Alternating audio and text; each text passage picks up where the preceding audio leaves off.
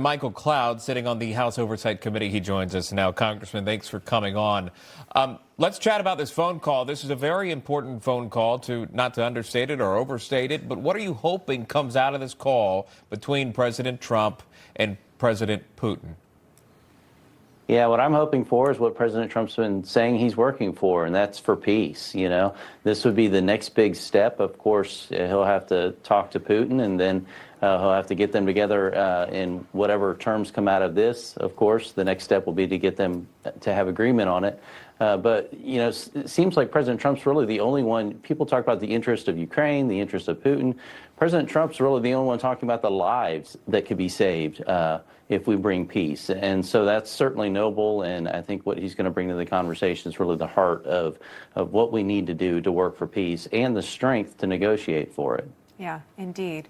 You know, there are real-life soldiers on the battlefield, so we'll wait and see how the phone call goes and if Russia will Ukraine to the U.S.-Ukraine-backed ceasefire deal.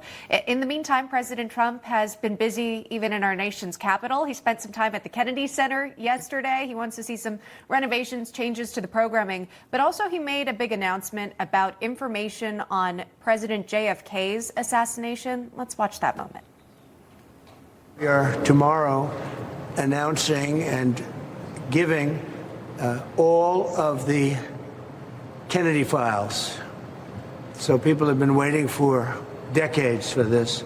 We have a tremendous amount of paper. You've got a lot of reading. I don't believe we're going to redact anything. I said, just don't redact. You can't redact. But we're going to be releasing the JFK files, and that would be tomorrow. It's been reported it's about 80,000 pages worth of information. I mean, that would be a lot to have withheld from the American public, potentially, if there's really some meat in this paper that we hadn't seen before. What are you hoping to learn? Well, you know, I'm not going to speculate about what it might be. There's certainly a lot of theorists out there that have theorized over decades. Hopefully it'll be enlightening. Hopefully it'll bring closure to some of these arguments as opposed to more questions. I appreciate President Trump's approach to transparency. Certainly we've seen administration after administration after administration talk about transparency. And here we have him actually bringing transparency and answering these questions that really are time to have answered. And so it's good to see him doing this, and we'll be watching just like everyone else to see what comes of the 80,000 pages that are going to be released. Yeah, we're coming through it as soon as it's released. It's going to take some time, and again, yes, if it's unredacted, we'll see what's involved. And if there is nothing, the next question is, why was it held so long from the public? We'll find out. Yeah, exactly. I wanted to ask you about the U.S. Institute of Peace, if I can. The Trump administration, as you know, fired most of the board from the USIP and sent it in new leadership there into Washington and the headquarters of that independent organization. You see the AP headline on the screen.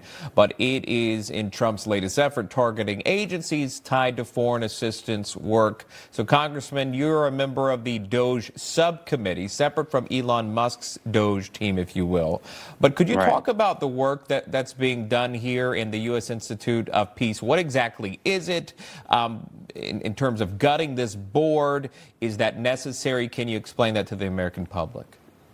What we have throughout our federal government is a number of these different agencies that seem duplicative. They seem to be doing a lot of different things across the world, really working toward the same ends, but they end up being stand-up and kind of shell organizations for NGOs, and they end up filtering your tax dollars through these organizations to NGOs. And so when it comes to the Institute of Peace, I think you have to ask yourself, have they been successful at instituting peace across the world? And I think that's certainly a question worth looking at. And you know, from the DOGE effort, it's really about, are we giving an ROI to the American taxpayer when it comes to what's going on? You know, Americans expect an ROI, a return on investment, and so many of these agencies are not accomplishing what they've said that their stated goals are doing, and this is about reining that in and making sure that we're doing that agency after agency after agency. Yeah, even through these DOGE efforts, perhaps we're learning about new agencies or pet projects or, initiatives that we've seen overseas that had never been told before, or at least publicly so, to the average American taxpayer. Texas Congressman Michael Cloud joining us this morning. Thank you, sir. We appreciate your time. Thank you. Thanks. God bless you.